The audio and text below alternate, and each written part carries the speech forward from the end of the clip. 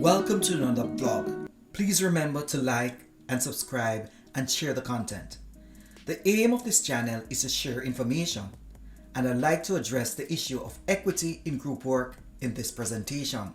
Group work seems to be the order of the day. Many companies are engaged in professional development, and they will do group work as well as institutions of learning. In fact, research has shown that there are substantial benefits for engaging in group work. Regardless of these benefits, there can be VGWs, in other words, victims of group work.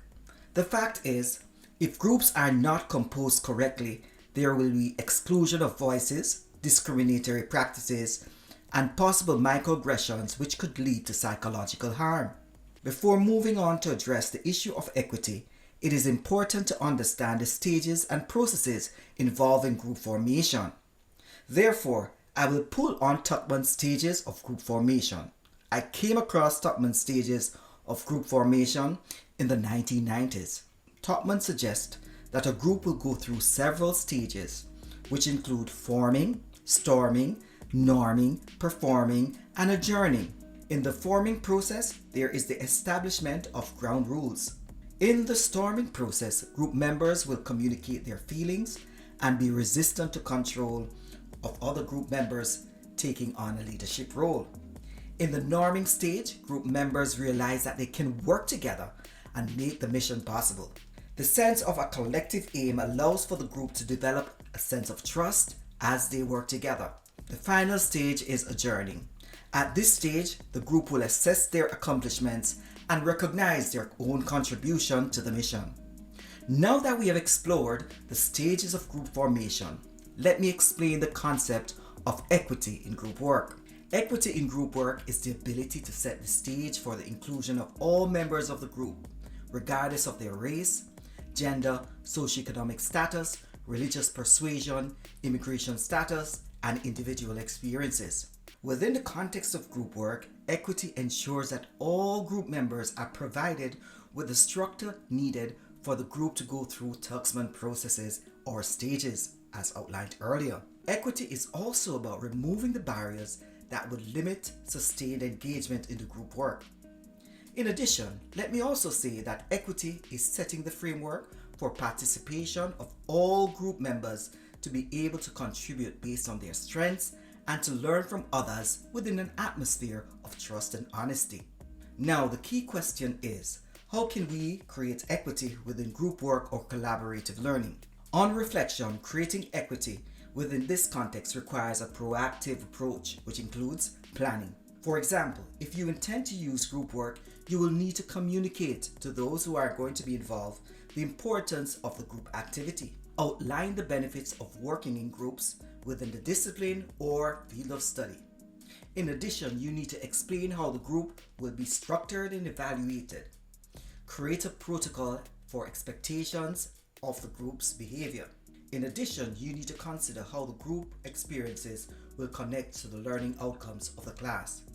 However, for equity in group work, you will need to be observant and have access to basic data about your student's profile or participant's profile, and design your group work accordingly.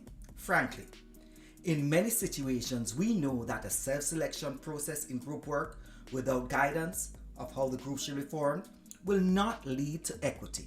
Therefore, group organizers or planners should inform the participants of the need to add diversity to the group.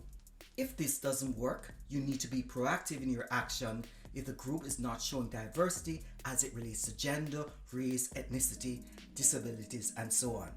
This brings me to another point. You need to enforce your protocols that you have set up, and if it means reminding them, that should be a way forward. Before setting up your group work, it's also important that you establish a sense of community within a larger group. This can be achieved through community building exercises. These engagements will allow participants to gain an insight of the various identities that are located in that group, larger group that is, and be able to be ready for the smaller group arrangements. As the larger group interacts, it will be essential to model practices associated with fairness, honesty, and to ensure that you call out actions of injustices within the topic areas that you're addressing. When designers of group work activities structure these activities correctly, it allows for group members to share their thoughts, develop a sense of belonging within their own learning community. When the issue of equity is not addressed in the group, it can have devastating effects on the group and also its members. From the group perspective, they will not be able to go through Tuckman stages.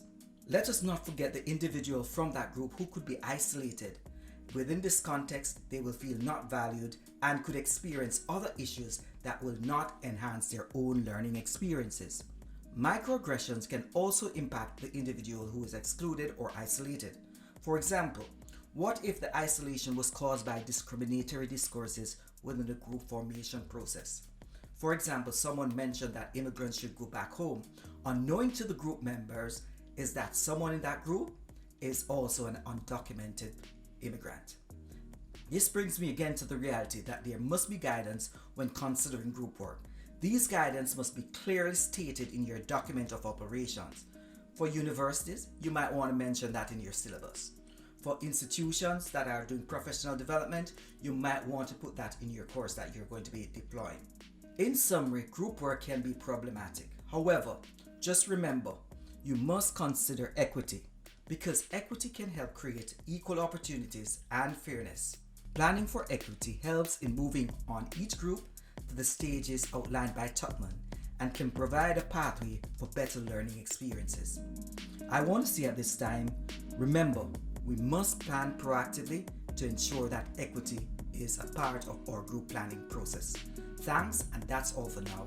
And remember, please like, share, and subscribe to my channel.